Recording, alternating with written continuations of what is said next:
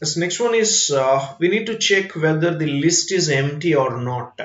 Okay. So for example, I'm taking okay, an empty list like L is equal to an empty list. So for example, I'll take this as L1. Okay. And also I'll take another list like L2 which contains some elements, for example 1, 2, 3. So how do we check L1 is empty, and how do we check L2 is not empty? Okay. So if not L1, okay, this will give you list is empty. Okay.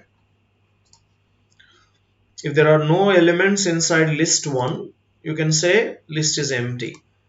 So otherwise what I'll do is I'll implement a separate function here. So that is define is empty of L. Okay. And I'll basically use this code here. Okay.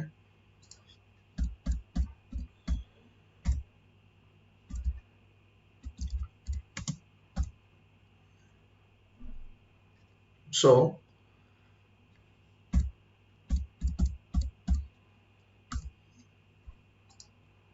okay, now I'll check this by calling this function by passing this list 1. Okay. So in the else block, I'll write here print list is not empty. Okay. So is empty of L1 and similarly is empty of L2. Okay.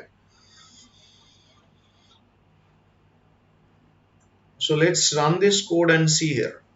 When I'm passing L1 as parameter to the isEmpty function, it is printing list is empty. Yes, you can see list 1 is clearly empty. Okay. If I'm passing L2 as parameter to this function isEmpty, so it is displaying list is not empty here. Why? Because list 2 contains elements like 1, 2, 3.